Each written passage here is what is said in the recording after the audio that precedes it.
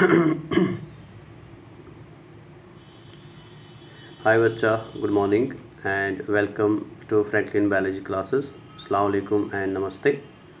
सो हमने already 11th portion का जो ह्यूमन फिजियोलॉजी वाला सीरीज़ था we have already completed that. So आज से हम शुरू कर रहे हैं बेटा क्लास 12th का जो जूलॉजी वाला पोर्शन है उसका हम सीरीज़ शुरू कर रहे हैं।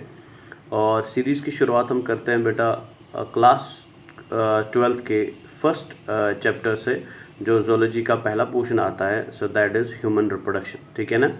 सो आज से जितने भी वीडियोस आएंगे बेटा that will be regarding human reproduction, जो आपको बोर्ड में भी मदद करेंगे और एज वेल एज आपकी नीट एग्ज़ाम में भी मदद करेंगे, ठीक है ना। तो चलिए, so without wasting any time हम शुरू करते हैं चैप्टर नंबर 3 से, जो एनसीईआरटी में है, बट जूलॉजी के लिए ये चैप्टर नंबर 1 है और चैप्टर का नाम है ह्यूमन रिप्रोडक्शन। सबसे पहले समझ लेते हैं कि रिप्रोडक्शन का मतलब क्या होता है। What do we actually mean by the word reproduction. Reproduction को अगर मैं एकदम सिंपल मायनों में आपके लिए डिफाइन करूं, सो हम बता सकते हैं बेटा कि रिप्रोडक्शन एक ऐसा बायोलॉजिकल प्रोसेस है, एक ऐसी बायोलॉजिकल फिनोमेना है जहां पे क्या होता है बच्चा कि जो भी हमारे बायोलॉजिकल वर्ल्ड के अंदर लिविंग ऑर्गेनिजम्स है, हर एक लिविंग ऑर्गेनिज्म क्या करता है बेटा, अपनी लाइफ को कंटिन्यू करने के लिए या अपनी स्पीशीज़ को कंटिन्यू करने के लिए वो क्या करेगा, अपने जैसे और ऑर्गेनिजम्स को जन्म देगा या अपने जैसे और ऑर्गेनिजम्स को प्रोड्यूस करेगा बेटा। सो ये जो प्रोसेस होता है ना बेटा, जहाँ पे एक ऑर्गेनिज्म अपने जैसे और ऑर्गेनिजम्स को प्रोड्यूस करेगा सो दैट उस पर्टिकुलर ऑर्गेनिज्म की जनरेशंस, उस पर्टिकुलर ऑर्गेनिज्म की स्पीशीज़ या उस पर्टिकुलर ऑर्गेनिज्म की आने वाली लाइफ जो है बेटा वो कंटिन्यू हो जाए, इस प्रोसेस को हम क्या बोलते हैं, इसको हम रिप्रोडक्शन बोलते हैं। जैसे फॉर एग्जांपल सिंप्लीफाई करने के लिए अगर आप अपनी स्क्रीन पे देख सकते हैं, सो हमने क्या किया बेटा, हमने एक मेल पेरेंट ले लिया, so this is a male parent, और हमने एक फीमेल पेरेंट ले लिया, ठीक है ना। So male and female parent क्या करेंगे, because they want to produce an offspring जो उनके जैसा हो, ठीक है, जो उनके जैसा फीचर्स रखता हो बेटा बॉडी में। तो होगा क्या, सो जो मेल पेरेंट है बेटा, तो मेल पेरेंट एक स्पर्म को जनरेट करेगा जो गेमीट है, जो हम आगे देखेंगे, एंड फीमेल पेरेंट बेटा अपना गेमीट जनरेट करेगा जिसको हम एग बोलते हैं, और दोनों गेमीट्स आपस में फ्यूज़ करके बेटा एक नए ऑर्गेनिज्म को जन्म देंगे, ठीक है। सो अगर ये ऑर्गेनिजम्स बेटा ह्यूमंस है तो नया ऑर्गेनिज्म भी ह्यूमन प्रोड्यूस होगा, अगर ये ऑर्गेनिज्म कोई और एनिमल है बेटा तो नया ऑर्गेनिज्म भी कोई और टाइप का एनिमल होगा, समझ आया ना। सो ये जो प्रोसेस है बेटा प्रोड्यूसिंग द न्यू ऑफस्प्रिंग्स और न्यू क्लोन्स बेटा, बिकॉज अगर सेक्सुअल रिप्रोडक्शन की बात करेंगे तो ऑफस्प्रिंग पैदा होगा जो पेरेंट से डिफरेंट होगा बेटा, लेकिन अगर हम एसेक्सुअल रिप्रोडक्शन की बात करें तो क्लोन पैदा होगा जो एकदम पेरेंट के जैसा होगा, मॉर्फोलॉजिकली भी एज वेल एज जेनेटिकली भी बेटा। सो इस प्रोसेस को हम क्या बोलते हैं, इसको हम रिप्रोडक्शन बोलते हैं। हमारे चैप्टर का जो नाम है बेटा वो ह्यूमन रिप्रोडक्शन है। सो हम यहाँ पे मेजरली किस पे फोकस रखेंगे, हम ह्यूमन रिप्रोडक्शन पे फोकस रखेंगे और समझेंगे बेटा कि ह्यूमन रिप्रोडक्शन में क्या क्या चीज़ें इन्वॉल्व होते हैं, कौन कौन से ऑर्गन्स इन्वॉल्व होते हैं और कैसे ह्यूमन रिप्रोडक्शन को कंप्लीट किया जाता है, ठीक है। So in order to understand this concept clearly, एक चीज़ जो हमें दिमाग में बिठा के रखनी है बेटा वो ये है कि ह्यूमन्स के अंदर जो रिप्रोडक्शन होता है ना वो सेक्शुअल रिप्रोडक्शन होता है। सो अगर मैं वर्ड यहाँ पर यूज़ कर रहा हूँ sexual reproduction, so that automatically means कि ह्यूमन बींग्स के अंदर दो पेरेंट्स इन्वॉल्व होंगे, एक होगा बेटा मेल पेरेंट और एक होगा फीमेल पेरेंट बेटा, ठीक है ना। So one will be called as a male parent and another will be called as a female parent बेटा, बिकॉज बाई पेरेंटल रिप्रोडक्शन होता है जहाँ पे दो पेरेंट्स इन्वॉल्व होते हैं। सो होगा क्या, यहाँ पे मेल पेरेंट के पास बेटा अपना गोनेड होगा, for example testis, female parent के पास अपना गोनेड होगा, फॉर एग्जाम्पल ओवरीज। तो ये मेल एंड फीमेल पेरेंट जो है, बिकॉज ये खुद कैसे ये डिप्लॉयड है, इनमें 46 क्रोमोसोम्स है, लेकिन बच्चे के अंदर बेटा दोनों अपना क्रोमोसोम कंट्रीब्यूट करेंगे ना, कंट्रीब्यूशन के बाद बच्चे में भी 46 क्रोमोसोम्स ही रहने चाहिए। लेकिन अगर हम इमेजिन कर लेंगे बेटा यहाँ पे पेरेंट के पास 46 है, मदर के पास 46 है, तो अगर दोनों 46 बच्चे में चले गए तो बच्चा तो 92 का बन जाएगा बेटा, उसमें क्रोमोसोम्स 92 हो जाएंगे, डबल हो जाएंगे। तो ये पेरेंट्स क्या करते हैं बेटा, बच्चे के अंदर उतने ही क्रोमोसोम रहे जितने पेरेंट में है बेटा, ये दोनों पेरेंट्स क्या करते हैं, ये एक प्रोसेस से गुजरते हैं जिस प्रोसेस को मियोसिस बोलते हैं, ठीक है। सो मियोसिस में ये क्या करेंगे बेटा, जो मेल वाला पेरेंट होगा ना वो क्या करेगा बेटा, वो एक सेल को बनाएगा जिसको हम स्पर्म बोलते हैं, एंड स्पर्म बनाने की प्रोसेस को हम नाम देते हैं स्पर्मेटोजेनेसिस, इसको हम नाम देते हैं स्पर्मेटोजेनेसिस बेटा। एंड सिमिलरली जो फीमेल पेरेंट है बेटा वो क्या करेगा, वो ओवम को फॉर्म करेगा, सेकेंडरी oocyte को फॉर्म करेगा, और सेकेंडरी oocyte बनाने की प्रोसेस को हम क्या नाम देते हैं बेटा, this is called as oogenesis। So मतलब ह्यूमन बींग्स के अंदर अगर रिप्रोडक्शन हो रहा है, जो एक सेक्सुअल रिप्रोडक्शन है बेटा, सो ये ह्यूमन बींग्स क्या करते हैं, सबसे पहले ऑफस्प्रिंग को बनाने से पहले, ऑफस्प्रिंग को जन्म देने से पहले, ये सबसे पहले बेटा अपनी अपनी बॉडीज़ के अंदर क्या करते हैं, गेमीट्स बनाते हैं। मेल बनाएगा मेल गेमीट जिसको हम स्पर्म बोलेंगे, फीमेल बनाएगा फीमेल गेमीट जिसको हम क्या बोलते हैं बेटा, ओम और सेकेंडरी ओसाइड बोलते हैं। सो ये जो प्रोसेस यहाँ पे चल रही है ना बेटा, जहाँ पे मेल मेल गेमीट बना रहा है, फीमेल फीमेल गेमीट बना रहा है, this process is called as gametogenesis बेटा। इसको हम क्या बोलते हैं, this is called as gametogenesis. इसको हम नाम देते हैं गैमीटोजेनेसिस। तो सबसे पहला पॉइंट जो आप याद रखेंगे वो यही याद रखेंगे बेटा कि गैमीटोजेनेसिस जो होता है वो सेक्सुअल रिप्रोडक्शन का सबसे पहला प्रोसेस होता है, सबसे पहला इवेंट होता है बेटा। और होता है क्या इस गैमीटोजेनेसिस में, इसके अंदर बेटा मेल अपनी बॉडी में मेल गेमीट बनाता है थ्रू मियोसिस, और फीमेल अपनी बॉडी में फीमेल गेमीट बनाता है अगेन थ्रू मियोसिस। जो मियोसिस मेल के अंदर होगा बेटा उसको हम स्पर्मेटोजेनेसिस बोलते हैं, जो स्पर्म को जन्म देता है, और जो मियोसिस बेटा फीमेल में होता है उसको हम oogenesis बोलते हैं, और वो किसको जन्म देता है, एग को जन्म देता है। सो मतलब मेल ने बनाया अपना गेमीट, फीमेल ने बनाया अपना गेमीट, ये पहला इवेंट है सेक्सुअल रिप्रोडक्शन का, इसको हम गैमीटोजेनेसिस बोलते हैं। इस पे बोर्ड में भी और नीट में भी क्वेश्चन पूछा जाता है, इवेंट्स ऑफ सेक्सुअल रिप्रोडक्शन, ये सबसे पहला पैराग्राफ दिया है एनसीईआरटी में, तो इसको हम सबसे पहले इसी को समझने की कोशिश करते हैं, ठीक है। तो पहला इवेंट क्या है सेक्सुअल रिप्रोडक्शन का, गैमीटोजेनेसिस, जहाँ पे हमने 2 गेमीट्स बना लिए बेटा। अब गेमीट बनाने के बाद क्या है बेटा, हम ऑलरेडी जानते हैं किसी भी एनिमल को आप ले लीजिए बेटा एक्सेप्ट हिप्पोकैम्पस। हिप्पोकैम्पस एक ऐसा एनिमल है बेटा जिसके अंदर बच्चे का डेवलपमेंट बाप की बॉडी के अंदर होता है, मेल की बॉडी के अंदर होता है। बट हिप्पोकैम्पस को छोड़ के आप किसी भी और एनिमल को ले लीजिए, हर एक एनिमल के अंदर बेटा जो बच्चे का डेवलपमेंट होता है वो किसके पास होता है, माँ की बॉडी के पास होता है। बच्चा चाहे अंडे में डेवलप हो तो वो भी माँ के अंदर ही फॉर्म होगा, अंडा बेटा एग, ठीक है ना, या बच्चा डायरेक्टली बच्चा जन्म ले बेटा बेबी की फॉर्म में जन्म ले, उसका डेवलपमेंट भी कहाँ होता है, माँ की बॉडी के अंदर होता है।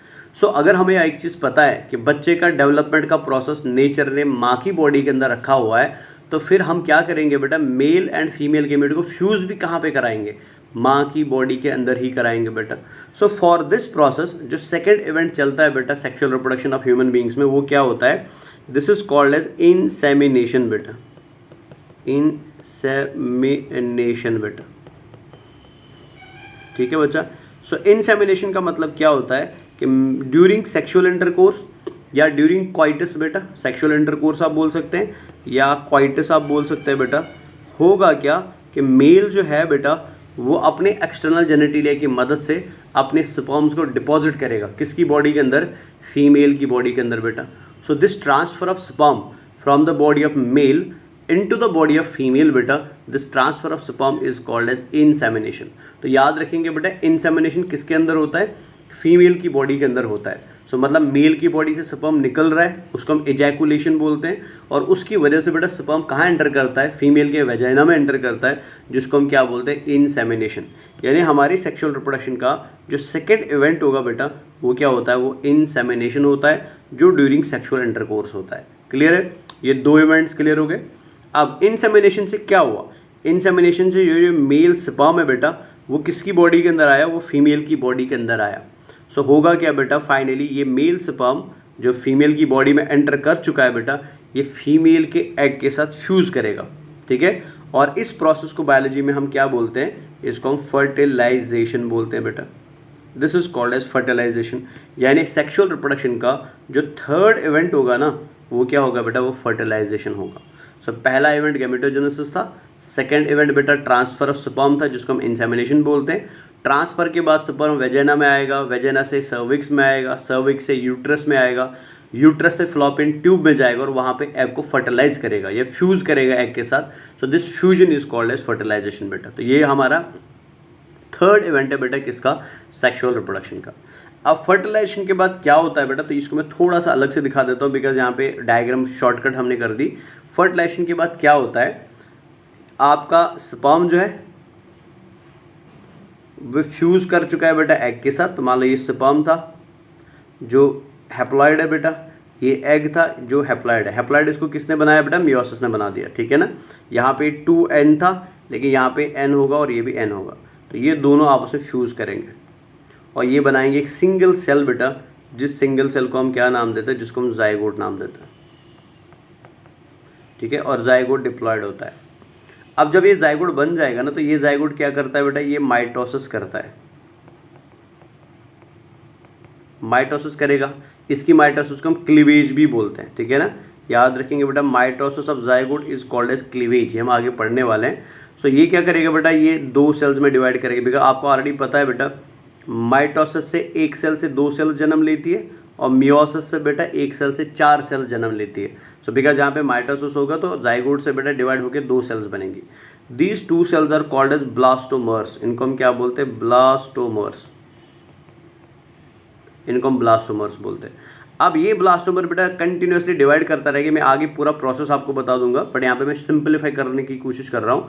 सो ये डिवाइड करता जाएगा, तो डिवाइड करते करते ये 32 सेल का स्ट्रक्चर बनाएगा बेटा, ये 32 सेल्स का स्ट्रक्चर बनाएगा, एंड जिस स्ट्रक्चर को हम नाम देते हैं मर्यूला, ठीक है ना। और मर्यूला फिर डिवाइड करेगा बेटा, वो 64 सेल्स का स्ट्रक्चर बनाएगा, जो एकदम बेटा टेनिस बॉल के जैसा स्ट्रक्चर होता है। तो ये 64 सेल्स का स्ट्रक्चर बनाएगा, जिसको हम ब्लास्टुला बोलते हैं, इसको हम ब्लास्टुला बोलते हैं बेटा। तो हमारी सेक्सुअल रिप्रोडक्शन के अंदर फर्टिलाइजेशन के बाद जो नेक्स्ट इवेंट आता है ना, उसको हम मर्यूलेशन बोलते हैं, फॉर्मेशन ऑफ मर्यूला बोलते हैं बेटा, जो एनसीईआरटी ने नहीं लिखा बट फिर भी अब याद रख लेना। सो जाइगोट फॉर्मेशन हो गया, फर्टिलाइजेशन हो गया, फर्टिलाइजेशन के बाद सेकेंड इवेंट क्या आएगा बेटा, मर्यूलेशन। मर्यूलेशन के बाद जो नेक्स्ट इवेंट आएगा ना, इसको हम ब्लास्टुलेशन बोलते हैं। एनसीईआरटी ने इसको लिखा है बेटा डेवलपमेंट ऑफ ब्लास्टोसिस्ट। तो डेवलपमेंट ऑफ ब्लास्टोसिस्ट का मतलब क्या हो गया बेटा, ब्लास्टुला बनाना। सो ब्लास्टुला जैसे बन जाता है, तो ब्लास्टुला क्या करता है बेटा, 7वें या 10वें दिन, 7वें से लेकर 10वें दिन के बीच में ये यूट्रस की वॉल पे चिपक जाता है, और इसके यूट्रस पे चिपकने को हम क्या नाम देते हैं, इसको हम इम्प्लांटेशन बोलते हैं बेटा, ठीक है। सो हमारा जो नेक्स्ट इवेंट होगा ना, that is called as implantation, that is called as implantation. तो याद रखेंगे इम्प्लांटेशन किसका होता है, इम्प्लांटेशन ब्लास्टुला का होता है। इम्प्लांटेशन किसका होता है बच्चा, इम्प्लांटेशन ब्लास्टुला का होता है, समझ आया ना। और ये किस दिन होगा, ये 7वें से लेकर 10वें दिन होता है आफ्टर फर्टिलाइजेशन बेटा, समझ आया ना। सो पहला इवेंट था गेमेटोजेनेसिस, दूसरा इवेंट था इंसेमिनेशन, तीसरा इवेंट था फर्टिलाइजेशन, चौथा इवेंट है मर्यूलेशन, पांचवा इवेंट है बेटा डेवलपमेंट ऑफ ब्लास्टोसिस्ट, एंड उसके बाद 6th इवेंट जो है ना बेटा, वो इम्प्लांटेशन है। सो इम्प्लांटेशन का मतलब होता है कि 64 सेल का जो एम्ब्रियो बन चुका है, एकदम छोटी सी बॉल के जैसा स्ट्रक्चर है, टेनिस बॉल जैसा छोटा सा स्ट्रक्चर है। सो ये फ्लॉपियन ट्यूब से निकल के बेटा किसके साथ चिपक जाएगा, यूट्रस की वॉल के साथ चिपक जाएगा। सो ब्लास्टुला का फ्लॉपियन ट्यूब से निकलना और यूट्रस की वॉल पे चिपक जाना बेटा, इस प्रोसेस को हम क्या नाम देते हैं, this process is called as implantation बेटा, समझ आया ना। जो किस दिन होता है, 7वें से लेकर 10वें दिन होता है अप्रॉक्सीमेटली। अब इम्प्लांटेशन जब हो गया ना, इम्प्लांटेशन के बाद बच्चा बेटा माँ की बॉडी के अंदर ग्रो करता रहेगा, और इसको ग्रो करने में 9 महीने लग सकते हैं, 8.5 महीने लग सकते हैं, 9 महीने कुछ दिन लग सकते हैं, या 7.5 महीने लगे, ये वेरी करता है फीमेल टू फीमेल बेटा। सो ये जो लंबा पीरियड है ना, जिस लंबे पीरियड के अंदर बेटा ह्यूमंस में बच्चा क्या करता है, माँ की बॉडी के अंदर डेवलप करता है, मतलब वो ब्लास्टोसिस्ट से गेस्टुला बनेगा, गेस्टुला से बेटा फिर एम्ब्रियो बनेगा, फीटस बनेगा, तो इसका डेवलपमेंट चलता रहेगा। सो इस 9 मंथ के पीरियड को बेटा हम नाम देते हैं गेस्टेशन पीरियड, इसको हम क्या बोलते हैं। तो अगर मैं यहाँ पे ऐड कर दूँ बेटा, सो इसके बाद क्या चलेगा, गेस्टेशन पीरियड चलेगा, ठीक है, this is called as gestation period बेटा, ये गेस्टेशन पीरियड हो गया। यानी हमारा नेक्स्ट इवेंट जो है बेटा वो क्या है, वो गेस्टेशन पीरियड है, जो 9 मंथ तक अप्रॉक्सीमेटली चलता है बेटा एवरेज फीमेल्स में, ठीक है ना। अब गेस्टेशन पीरियड जैसे 9 मंथ का कंप्लीट होगा, अब बच्चे का जन्म का समय आया बेटा, अब बच्चा जन्म लेगा, बच्चा बॉडी से बाहर आएगा, और इस बच्चा बाहर आने की प्रोसेस को हम क्या बोलते हैं, इसको हम पार्चुरेशन बोलते हैं, इसको हम पार्चुरेशन बोलते हैं बेटा, या इसको हम डिलीवरी भी बोलते हैं, डिलीवरी ऑफ बेबी भी बोलते हैं बेटा। और पार्टरेशन के बाद ये बच्चा जो है बेटा जिसने जन्म ले लिया, ठीक है ना, इसको मदर क्या करेगी, दूध पिलाएगी बेटा, प्रोसेस को हम नाम देते हैं लैक्टेशन, प्रोसेस को हम क्या बोलते हैं, लैक्टेशन बोलते हैं, ठीक है।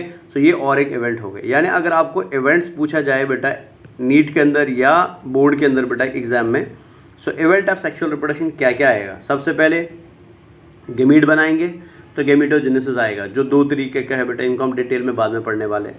फिर उसके बाद बेटा सेक्सुअल इंटरकोर्स होगा, जिसकी वजह से मेल अपनी स्पर्म को बेटा कहाँ पे डिपॉजिट करेगा, फीमेल की बॉडी के अंदर। प्रोसेस को हमने इंसेमिनेशन नाम दे दिया। इंसेमिनेशन के बाद स्पर्म बेटा फीमेल के रिप्रोडक्टिव ट्रैक्ट में आगे बढ़ेगा, और आगे बढ़ने के बाद बेटा वो फ्यूज़ करेगा किसके साथ, एग के साथ। प्रोसेस को फर्टिलाइजेशन बोलते हैं। ये सीक्वेंस में ऐसे याद रहने चाहिए बेटा, ठीक है ना। फर्टिलाइजेशन के बाद क्या होगा बेटा, जाइगोट बनेगा, जाइगोट डिवाइड करेगा तो वो मर्यूला बनाएगा, मर्यूलेशन बोलेंगे। फिर ब्लास्टुला बनाएगा, ब्लास्टुलेशन बोलेंगे। और ब्लास्टुला का फॉर्मेशन फ्लॉपियन ट्यूब के अंदर होगा, और जैसे ब्लास्टुला फ्लॉपियन ट्यूब से निकल के बाहर आएगा वो यूट्रस में पहुंचेगा बेटा, और यूट्रस के अंदर वो यूट्रस की वॉल से चिपक जाएगा। और जैसे वो यूट्रस की वॉल से चिपक जाएगा, हम इस प्रोसेस को हम बोलते हैं इम्प्लांटेशन। और याद रखना बेटा, फीमेल को प्रेग्नेंट कब बोला जाता है, जब उसमें इम्प्लांटेशन होता है। अगर इम्प्लांटेशन है मतलब फीमेल प्रेग्नेंट है, अगर इम्प्लांटेशन नहीं है मतलब फीमेल प्रेग्नेंट नहीं है। इम्प्लांटेशन के बाद 9 महीने का समय लगेगा बेटा बच्चे को पूरा बनने में। इस 9 महीने के समय को हम बोलते हैं गेस्टेशियन पीरियड बेटा, ठीक है ना। और 9 महीने जैसे कंप्लीट हो जाएंगे तो बच्चे का जन्म होगा, प्रोसेस को हम पार्चुरेशन बोलेंगे। और जन्म लेने के बाद बेटा मम्मी जो बच्चे की होगी वो बच्चे को दूध पिलाना शुरू करेगी बेटा, इसको हम लैक्टेशन बोलते हैं। तो ये सारे इवेंट्स है बेटा किसके, सेक्सुअल रिप्रोडक्शन के, ठीक है ना। आई होप इवेंट्स क्लियर हो गए। पहला पैराग्राफ एनसीईआरटी का यही दिया हुआ है। सो सिंप्लीफाई करने के लिए अगर इसको आप आगे यहाँ देखेंगे, सो इवेंट्स ऑफ सेक्सुअल रिप्रोडक्शन में सीक्वेंस में याद रहना चाहिए। तो सबसे पहला है गेमेटोजेनेसिस, फिर है इंसेमिनेशन, फिर है फर्टिलाइजेशन। फर्टिलाइजेशन से बनता है बेटा जाइगोट, फिर जाइगोट कन्वर्ट होगा जैसे मैंने यहाँ पे दिखाया मर्यूला में, फिर मर्यूला ब्लास्टुला बनेगा, इसको हम डेवलपमेंट ऑफ ब्लास्टोसिस्ट बोलते हैं। फिर इसका बेटा इम्प्लांटेशन होगा, यूट्रस में जुड़ जाएगा, इसको हम इम्प्लांटेशन बोलते हैं। फिर उसके बाद बेटा गेस्टेशन पीरियड आएगा, गेस्टेशन पीरियड के बाद पार्चुरेशन आएगा, बच्चे का जन्म होगा, और फिर फाइनली उसके बाद क्या आएगा बेटा, लैक्टेशन आएगा। समझ आया ना। अब यहाँ पे एनसीईआरटी ने एक छोटा सा पैराग्राफ और एक ऐड कर दिया बेटा फर्टिलाइजेशन के साथ रिलेशन में, तो उसको मैं थोड़ा सा एक्सप्लेन करूँगा, फिर हम आगे बढ़ जाते हैं, ठीक है। आप ये तो आप समझ गए बेटा, मेल एंड फीमेल डिप्लॉयड होते हैं, बट जो गेमीट्स बनते हैं वो हैप्लॉयड होते हैं, और बाद में फर्टिलाइजेशन बेटा उसको वापस कन्वर्ट किस में करती है बेटा, डिप्लॉयड में कन्वर्ट करती है, ठीक है। तो यहाँ पे मैं एक थोड़ा सा एक चीज़ एक्सप्लेन करना चाहता हूँ जो बड़ा इंपॉर्टेंट है, आप इधर ध्यान से समझिए। ये फॉर एग्जांपल ये मान लेता हूँ मैं, ये मेल पेरेंट है बेटा, और ये मान के चलते बेटा ये फीमेल पेरेंट है, ठीक है।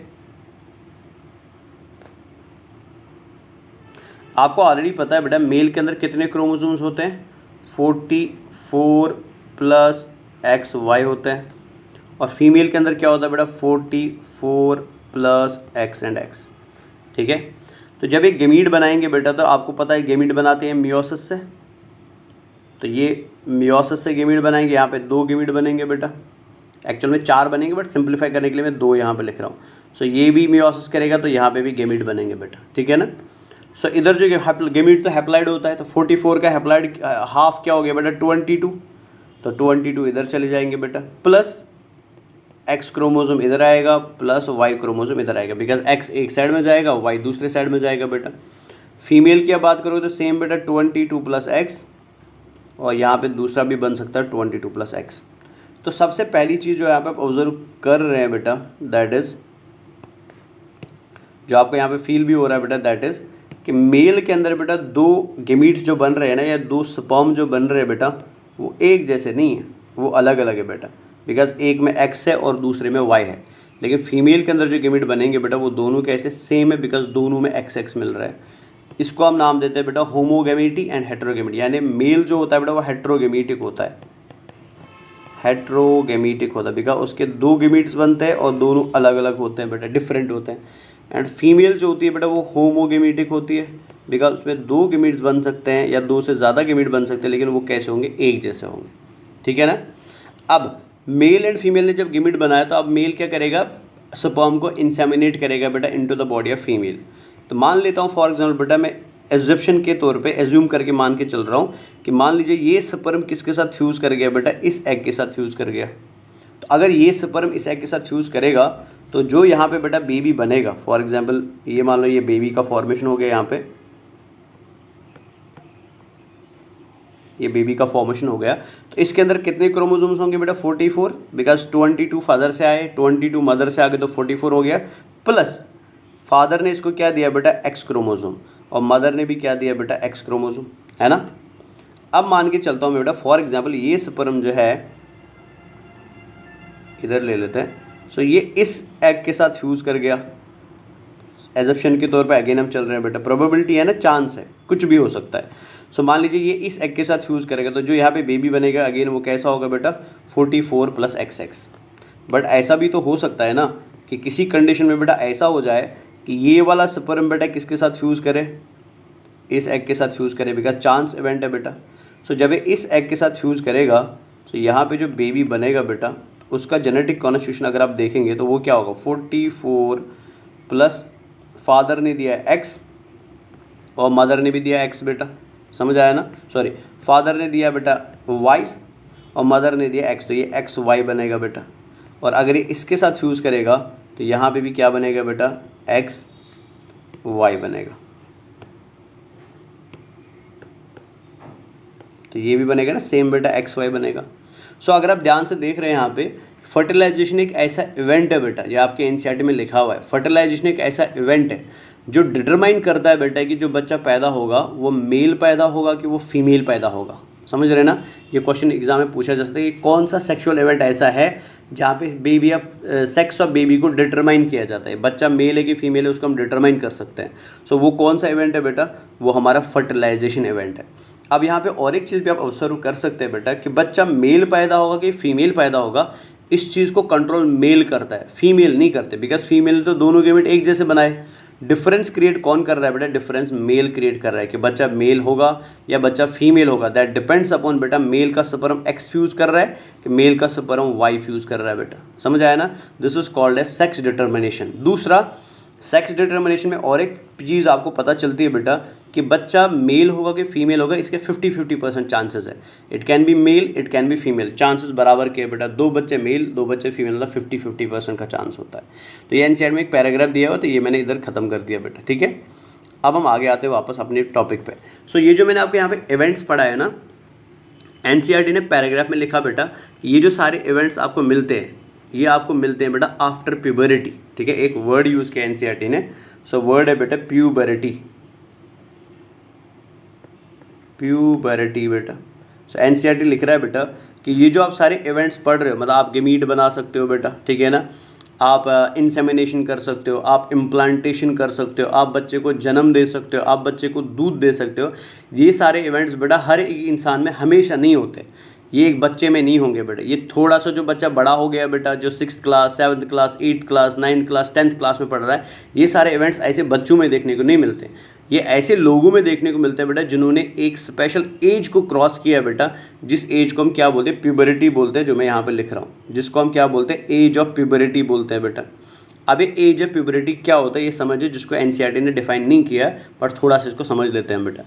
एज ऑफ प्यूबरिटी हम बोलते हैं बेटा, एज ऑफ प्यूबरिटी वो पीरियड है एक मेल का या वो पीरियड है बेटा एक फीमेल का, जहाँ पे उसके रिप्रोडक्टिव ऑर्गन्स जो है ना वो फंक्शन करना शुरू करते हैं, मतलब वो फंक्शनली एक्टिव हो जाते हैं बेटा। फॉर एग्जांपल अगर मैं मेल की बात करूँ, उसकी टेस्टिस स्पर्म बनाना शुरू करेंगी। फॉर एग्जांपल अगर मैं फीमेल की बात करूँ तो उसका यूट्रस जो है बेटा वो मेंस्ट्रुअल साइकिल शुरू करेगा, समझ रहे ना, या उसकी ओवरी बेटा एग रिलीज करना शुरू करेगी। So that age of a male and female बेटा, जहाँ पे male and female sexually mature हो जाते हैं, सेक्सुअली तैयार हो जाते हैं बेटा, किसके लिए, प्रॉपर सेक्सुअल रिप्रोडक्शन के लिए, उस एज को हम क्या बोलते हैं, उसको हम प्यूबरिटी बोलते हैं बेटा, समझ आया ना। प्यूबरिटी के बारे में आपको याद रखना है, प्यूबरिटी एक इंसान में बेटा वैसे तो हार्मोन्स लाते हैं, but puberty is also controlled by environment बेटा। ये देखा गया है कि जिन इलाकों में सर्दी का माहौल है, मतलब टेम्परेचर कम है बेटा, वहाँ पे बच्चों में प्यूबरिटी थोड़ी डिलेड आती है, मतलब लेट आती है। लेकिन जहाँ पे गर्मी ज़्यादा है बेटा, वहाँ पे बच्चों में प्यूबरिटी क्या आती है, जल्दी आती है, ठीक है ना।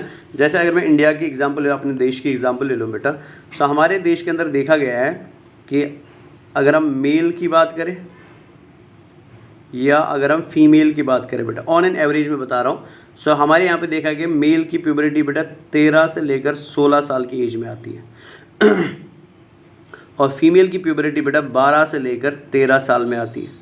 तो ये एज याद रखना है, यानी इंडिया के अंदर मेल सेक्सुअली मेच्योर हो जाते हैं बेटा 16 साल की एज में और फीमेल सेक्सुअली मेच्योर हो जाती है बेटा 13 ईयर्स की एज में।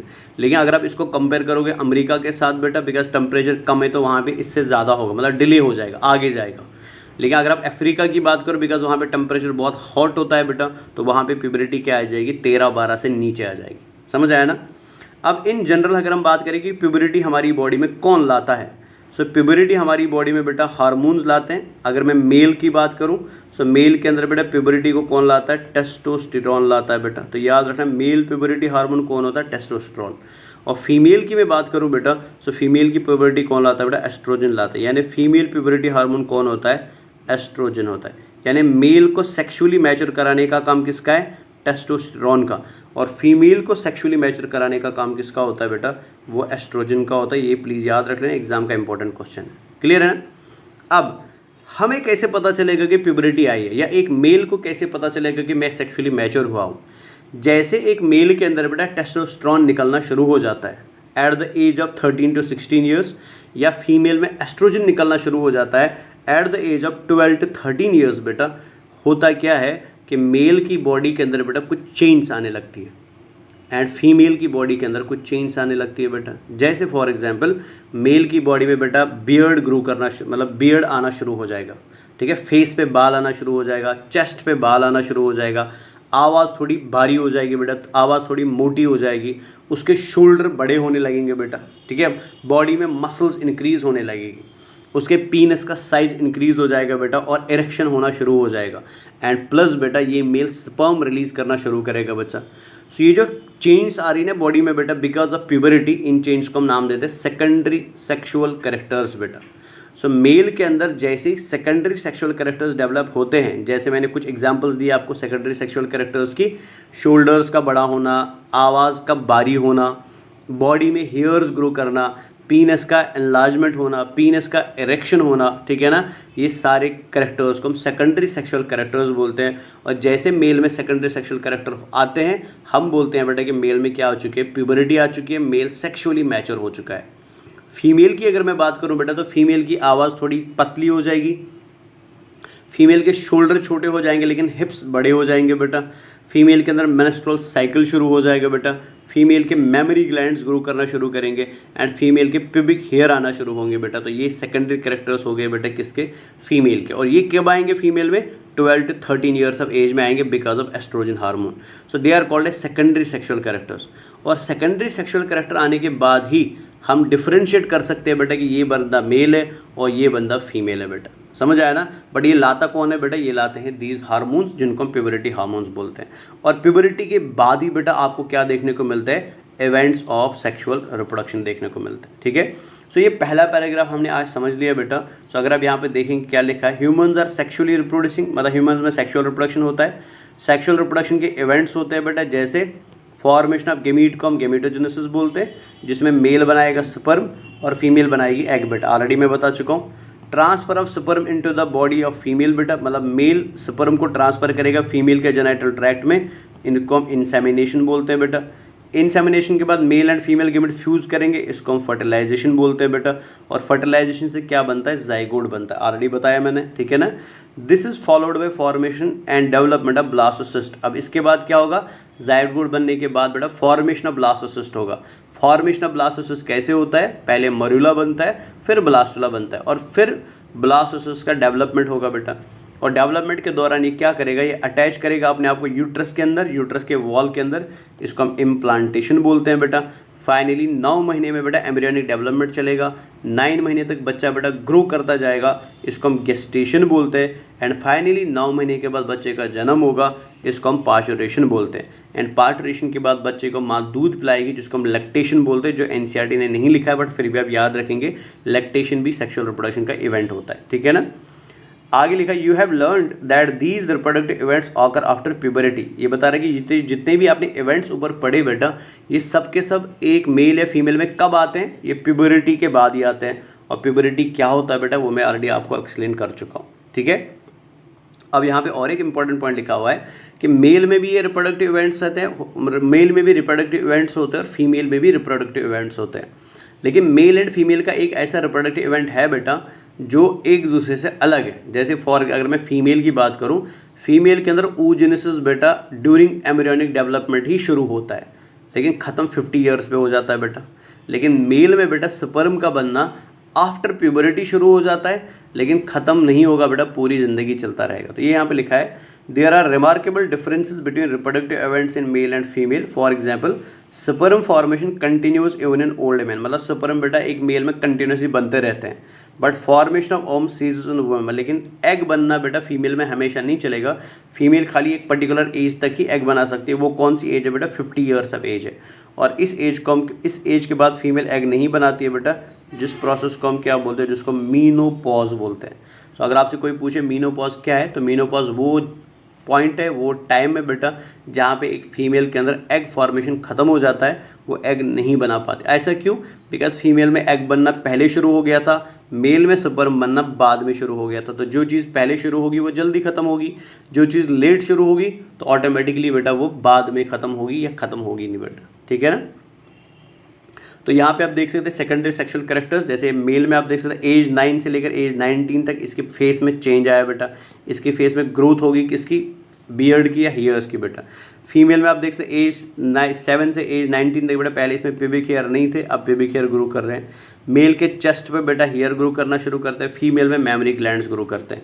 सो these all are secondary sexual characters. यहाँ पे भी आप देख सकते हैं। तो अगर हम बेटा फीमेल में देखेंगे तो फीमेल में बॉडी साइज में चेंज आने लगता है, फीमेल के बेटा हेयर ग्रोथ होती है, प्यूबिक हेयर्स की ग्रोथ होती है, फीमेल की स्किन जो होती है बेटा ऑयली हो जाती है, मेंस्ट्रुअल साइकिल शुरू हो जाता है, ब्रेस्ट्स का ग्रोथ हो जाता है एंड बॉडी साइज बदलने लगता है, मतलब हिप्स ब्रॉड हो जाती है, वेस्ट स्मॉल हो जाता है बेटा। मेल के अंदर अगर हम देखें बेटा तो बॉडी साइज एंड वॉइस में चेंज आएगा, बियर्ड ग्रो करना शुरू करेगा, स्किन में चेंज आएगा, पीनस का इरेक्शन शुरू हो जाता है, स्पर्म प्रोडक्शन शुरू हो जाता है और बॉडी साइज में क्या आता है? चेंज आता है। These all are secondary sexual characters बेटा, ठीक है। सो प्यूबरिटी मैं ऑलरेडी बता चुका हूँ, प्यूबरिटी क्या है ये मैं आपको रीड भी करा दिया, तो इसको आप थोड़ा पॉज करके ये लाइन्स पढ़ सकते हैं यहाँ से। सो ये है बेटा चेंज सेकेंडरी सेक्सुअल कैरेक्टर। जैसे मेल के अंदर बेटा स्क्रोटम एंड टेस्टिस ग्रो करती है, वॉइस चेंज हो जाती है, पीनस लॉन्ग हो जाती है, प्यूबिक हेयर ग्रो करता है, बॉडी में बेटा हेयर्स हल्के हल्के से ग्रो करना शुरू करते हैं, बॉडी की शेप बदल जाती है और facial hair and underarm में हेयर आने लगते हैं। फीमेल में बेटा ब्रेस्ट डेवलपमेंट शुरू हो जाता है, प्यूबिक हेयर शुरू हो जाता है, बॉडी पे हल्के हल्के हेयर ग्रो करने शुरू करते हैं और पहली बार मेंस्ट्रुअल साइकिल होता है, पहली बार पीरियड होता है और फर्स्ट पीरियड ऑफ लाइफ को हम क्या बोलते हैं? मेनार्के बोलते हैं। ये याद रख लेना, जब लाइफ में पहला पीरियड होता है ना बेटा उसको हम नाम देते हैं मेनार्के। मेनार्के मतलब फर्स्ट पीरियड बेटा, और जो लास्ट पीरियड लाइफ में होता है बेटा उसको मीनोपॉज बोलते हैं, मीनोपॉज, ठीक है। तो पहला पीरियड कब होगा बेटा? पहला पीरियड प्यूबरिटी पे होगा और लास्ट पीरियड बेटा 50 ईयर ऑफ एज पे होता है अकॉर्डिंग टू एनसीईआरटी, जिसके बाद फिर पीरियड्स नहीं होता है बेटा। समझ आया ना? सो ये हमने बेटा सेकेंडरी सेक्सुअल कैरेक्टरिस्टिक्स देखे। अभी हम आगे बढ़ते हैं तो हम क्या करते हैं, सबसे पहले आउटलाइन देख लेते हैं, मेल रिप्रोडक्टिव सिस्टम में हमको क्या पढ़ना है और फीमेल रिप्रोडक्टिव सिस्टम में हमको क्या पढ़ना है। तो फिर उनमें से हम बेटा एक सिस्टम को उठा के डिटेल में देखेंगे मेल रिप्रोडक्टिव सिस्टम के क्या क्या स्ट्रक्चर्स है और फीमेल रिप्रोडक्टिव सिस्टम के क्या क्या स्ट्रक्चर्स है, ठीक है। सो अगर आप एनसीईआरटी पे जाएंगे बेटा तो एनसीईआरटी ने क्या लिखा मेल रिप्रोडक्टिव सिस्टम के बारे में। मेल रिप्रोडक्टिव सिस्टम सबसे पहले पेल्विक रीजन में होता है। पेल्विक रीजन ऑलरेडी आपको पता है बेटा, ये सर्विकल रीजन हो गया, ये थोरेसिक रीजन हो गया, ये एब्डोमेन हो गया और एब्डोमेन के नीचे फिर क्या होता है? पेल्विक रीजन होता है। सो मेल का रिप्रोडक्टिव सिस्टम कहाँ होता है? पेल्विक रीजन में होता है। फीमेल का भी पेल्विक में होता है, मेल का भी पेल्विक में होता है। अब मेल रिप्रोडक्टिव सिस्टम में हमको पढ़ना क्या क्या? सबसे पहले हमें पढ़ना है बेटा पेयर ऑफ टेस्टिस के बारे में, मतलब मेल के अंदर बेटा 2 टेस्टिस पाई जाती है, इसलिए पेयर यहाँ पे लिखा है, इनके बारे में पढ़ेंगे। इसके अलावा टेस्टिस के अलावा और क्या होता है बेटा? एसेसरी डक्ट्स होता है, मतलब जो अच्छा यहाँ पे और एक चीज़ याद रखें, यहाँ पे जो वर्ड टेस्टिस लिखा है ना बेटा, टेस्टिस का इंपॉर्टेंस क्या है? टेस्टिस को हम बेटा मेल में बोलते हैं प्राइमरी सेक्स ऑर्गन। इधर लिख देता हूँ मैं, टेस्टिस को हम क्या बोलते हैं? इसको हम बोलते हैं प्राइमरी सेक्स ऑर्गन। तो मेल का प्राइमरी सेक्स ऑर्गन क्या होता है? टेस्टिस होता है। अब ये प्राइमरी सेक्स ऑर्गन का मतलब क्या हुआ? तो आज के बाद आप याद रखेंगे बेटा, प्राइमरी सेक्स ऑर्गन चाहे मेल में हो या फीमेल में हो, प्राइमरी सेक्स ऑर्गन का काम होता है बेटा गेमीट बनाना। क्या काम होता है? गेमीट बनाना, मतलब गेमीट फॉर्मेशन इसका काम होता है। समझ आया ना? तो मेल गेमीट क्या है? मेल गेमीट तो स्पर्म है, जो हम अभी भी देख चुके हैं बेटा। सो जो ऑर्गन मेल के अंदर किसको बनाएगा? स्पर्म को बनाएगा ना, उस ऑर्गन को हम क्या बोलेंगे? प्राइमरी सेक्स ऑर्गन बोलेंगे। और मेल के अंदर स्पर्म फॉर्मेशन कौन करता है बेटा?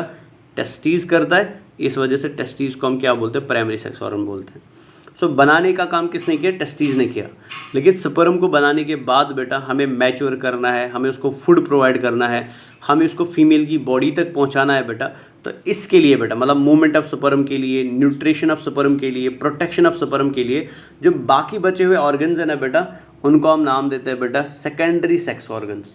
क्लियर है ना? प्राइमरी सेक्स ऑर्गन मतलब जो बनाता है गेमीट को, तो हमारी में कौन बनाता है बेटा? टेस्टिस। तो इसलिए टेस्टिस को हम बोलेंगे primary sex organ. Clear? But primary sex organ ने तो बनाने का काम किया, बट बनाने के बाद बेटा प्रोटेक्शन का काम, ट्रांसपोर्ट का काम, मैच्योरेशन का काम, फूड देने का काम, प्रोटेक्शन का काम वो कौन करेगा? वो कुछ और ऑर्गन्स करते हैं जो बनाते नहीं हैं, बट स्पर्म को प्रोटेक्शन देते हैं बेटा, स्पर्म को फूड देते हैं, स्पर्म को मूव करवाते हैं बेटा। उन सारे ऑर्गन्स को मिला के क्या बोला जाता है? सेकेंडरी सेक्स ऑर्गन्स बोला जाता है। क्लियर? और सेकेंडरी सेक्स ऑर्गन्स को हम दो पार्ट्स में डिवाइड करते हैं। The first part is called as accessory duct, एक को हम बोलते हैं एसेसरी डक्ट और एक को हम बोलते हैं एसेसरी ग्लैंड्स बेटा, एसेसरी ग्लैंड्स। ठीक है ना?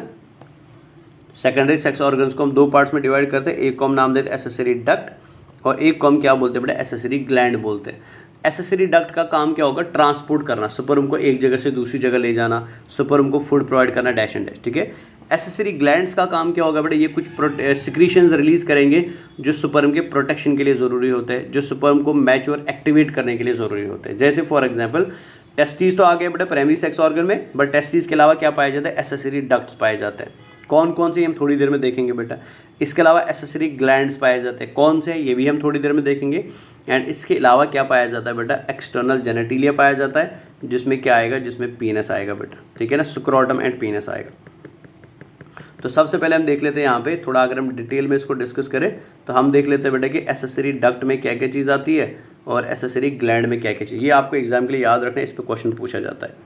सो अगर मैं सबसे पहले यहाँ पे हाईलाइट करूँ बेटा एसेसरी डक्ट्स को, तो मेल के अंदर कौन कौन सा एसेसरी डक्ट होता है, तो इसको मैं यहाँ पर लिख देता हूँ। सबसे पहला डक्ट जो मेल के अंदर एसेसरी डक्ट होता है बेटा, उसको हम रेटिटिब्यूली बोलते हैं। ठीक है? बहुत सारे रेटिटिब्यूली बेटा आपस में जुड़ जाते हैं और एक डक्ट को जन्म देते हैं बेटा। ठीक है? ये सब बहुत सारे होते हैं, तो ये सब जुड़ जाते हैं आपस में, ये और एक एसेसरी डक्ट को जन्म देते हैं जिसको हम रेटिटेस्टिस बोलते हैं।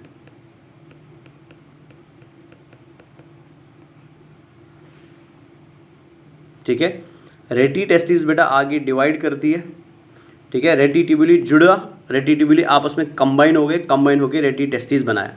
रेटिटेस्टिस जब बन जाता है, ये बड़ा स्ट्रक्चर बनेगा, तो ये फिर बाद में ब्रेक हो जाता है और इसके ब्रेक होने की वजह से और एक स्ट्रक्चर बनता है जिसको हम नाम देते हैं बेटा वासा इफ्रेंशिया, या वास इफ्रेंशिया भी बोल सकते हैं आप इसको बेटा। वास इफ्रेंस बोलो या वासा इफ्रेंशिया बोलो। ठीक है ना? वासा इफ्रेंशिया जब बन जाता है बेटा, तो वासा इफ्रेंशिया आगे जाके, ठीक है, ये ऐसे आगे बढ़ता जाएगा। सो वासा इफ्रेंशिया आगे जाके बेटा और एक डक्ट को जन्म देता है जिसको हम नाम देते हैं एपिडिडाइमिस, एपिडिडाइमिस।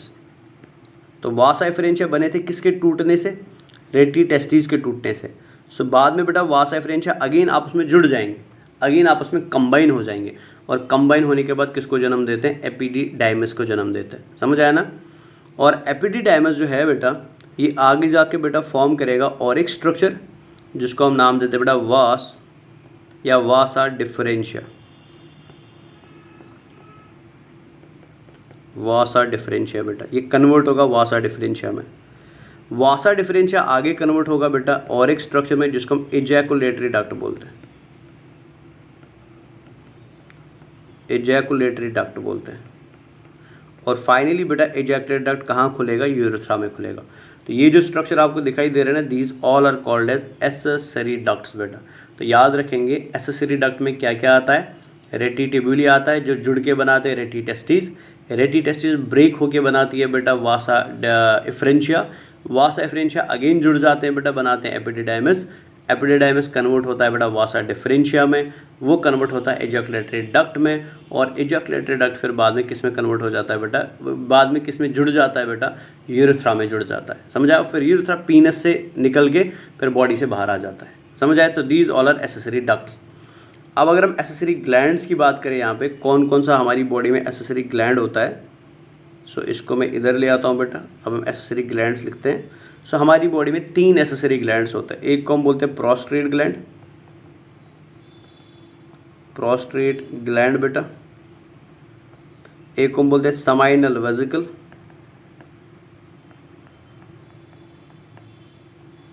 ठीक है ना। और एक को हम नाम देते हैं बेटा काउपर्स ग्लैंड।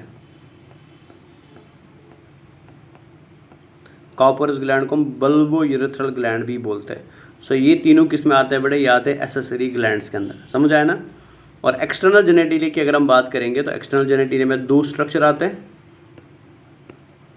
एक्सटर्नल जेनेटिलिया में 2 स्ट्रक्चर्स आएंगे बेटा। एक को हम नाम देते हैं पीनिस और एक को हम नाम देते हैं स्क्रोटम। तो ये हो गया आपका मेल रिप्रोडक्टिव सिस्टम का आउटलाइन बेटा, समझ आया। सो मेल रिप्रोडक्टिव सिस्टम में आपने क्या याद रखा, मेल रिप्रोडक्टिव सिस्टम को हम 2 पार्ट्स में डिवाइड कर सकते हैं, primary sex organ, secondary sex organ. Primary sex organ में टेस्टिस आती है जिसका काम होता है स्पर्म को बनाना, ठीक है। सेकेंडरी सेक्स ऑर्गन को हम बेटा 3 पार्ट्स में डिवाइड करते हैं, accessory duct, accessory gland and external genitalia. Accessory duct में आपने याद रखा रेटी टिब्यूली, रेटी testis, Vasa efferentia, epididymis, Vasa differentia and ejaculated duct जो फाइनली खुलेगा यूरेथ्रा में बेटा, ठीक है ना।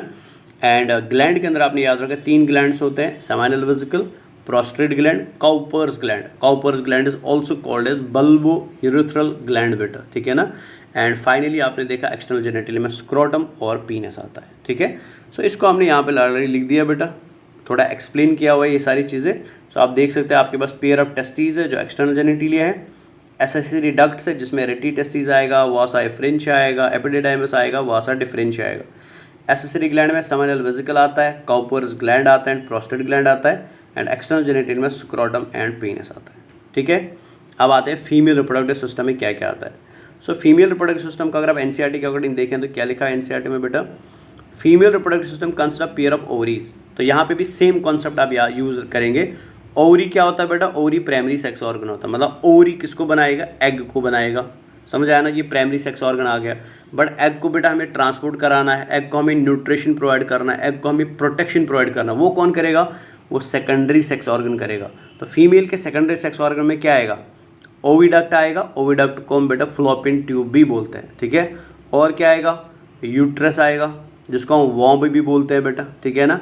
और सर्विक्स आएगा और वेजाइना आएगा एंड आएगा एक्सटर्नल जेनेटिलिया। तो ये जो चीज़ें आप देख रहे हैं ना, ओविडक्ट, यूट्रस, सर्विक्स, वेजाइना, ये सब आते हैं बेटा सेकेंडरी सेक्स ऑर्गन्स में आते हैं। तो प्राइमरी सेक्स ऑर्गन फीमेल का ओवरी हो गया, सेकेंडरी सेक्स ऑर्गन फीमेल का क्या हो गया बेटा, एसेसरी डक्ट हो गया। तो फीमेल का एसेसरी डक्ट क्या क्या है, ओविडक्ट, यूट्रस, सर्विक्स, वेजाइना और एक्सटर्नल जेनेटिलिया। और फीमेल के एक्सटर्नल जेनेटिलिया को अगर मैं यहाँ पे अलग से ले लूँ बेटा, जो बहुत इंपॉर्टेंट है, जिस पर क्वेश्चन भी पूछा जाता है, तो फीमेल के एक्सटर्नल जेनेटिलिया में हमको क्या क्या पढ़ना है। जैसे हमको यहाँ पे हाइमन के बारे में पढ़ना है बेटा, हाइमन क्या होता है।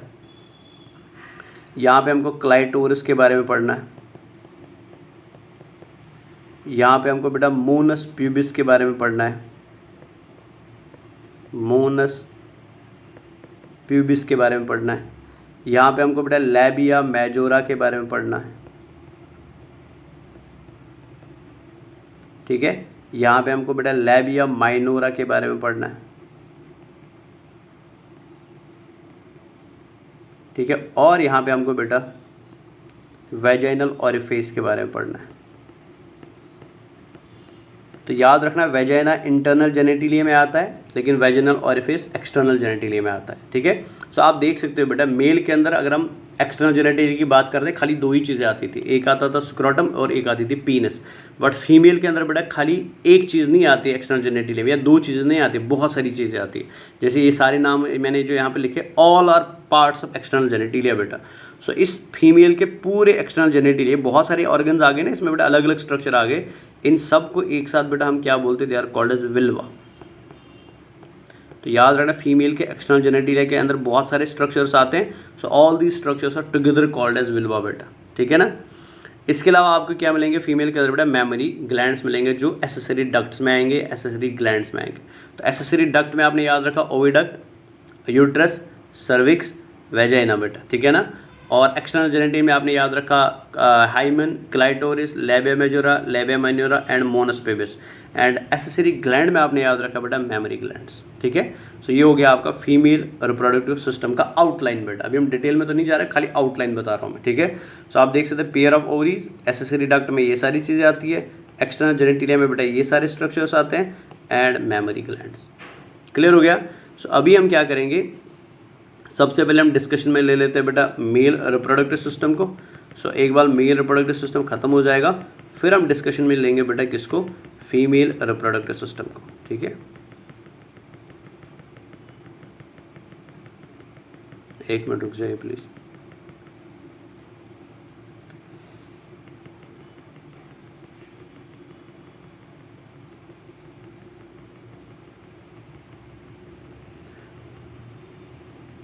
तो मेल रिप्रोडक्टिव सिस्टम में हम क्या करेंगे, सबसे पहले हम एक्सटर्नल जेनेटिलिया से ही शुरू करेंगे, बिकॉज उसमें ज़्यादा कुछ है नहीं बेटा, थोड़ा सा ही एक्सटर्नल जेनेटिलिया। तो हम स्क्रोटम से शुरू करेंगे एंड फिर स्क्रोटम से बेटा हम इंटरनल जेनेटिलिया में आएंगे, मतलब टेस्टिस के ऊपर आएंगे। टेस्टिस को फिनिश करके बेटा हम पीनस का डिस्कशन शुरू करेंगे। एंड डक्ट्स में तो हमको बस नाम ही याद रखना, कोई ज़्यादा है नहीं। फिर हम ग्लैंड्स को थोड़ा सा डिस्कस करके फिर हम आगे बढ़ेंगे बेटा। ठीक है ना। तो यहाँ पे आप देख सकते हैं थोड़ा सा आउटलाइन ग्रैफ बना दिया हमने। सेक्स ऑर्गन्स प्राइमरी होते हैं और सेकेंडरी होते हैं। प्राइमरी सेक्स ऑर्गन का काम होता है गेमीट और हार्मोन सिक्रीट करना, सेकेंडरी का काम होता है प्रोटेक्शन करना बेटा। तो मेल का प्राइमरी सेक्स ऑर्गन टेस्टिस होता है, फीमेल का प्राइमरी सेक्स ऑर्गन ओवरी होता है। मेल के अंदर बेटा जो सेकेंडरी सेक्स ऑर्गन्स होते हैं उसमें ये सारे स्ट्रक्चर्स आते हैं जो यहाँ पर लिखे हैं। तो फीमेल में बेटा ये सारे स्ट्रक्चर्स आते हैं, जो आप थोड़ा पॉज करके इसको देख सकते हैं, इसमें कोई ज़्यादा कुछ है नहीं बेटा। ठीक है ना। तो ये पिक्चर हमने थोड़ा डाल दिया, जो सारे स्ट्रक्चर मैंने अभी बता दिए तो यहाँ पर लिखे, इनको हम आगे डिटेल में और प्रॉपर तरीके से देखने की कोशिश करेंगे। ठीक है, तो अभी हम क्या करते हैं, हम अपने डिस्कशन को शुरू करते हैं कहाँ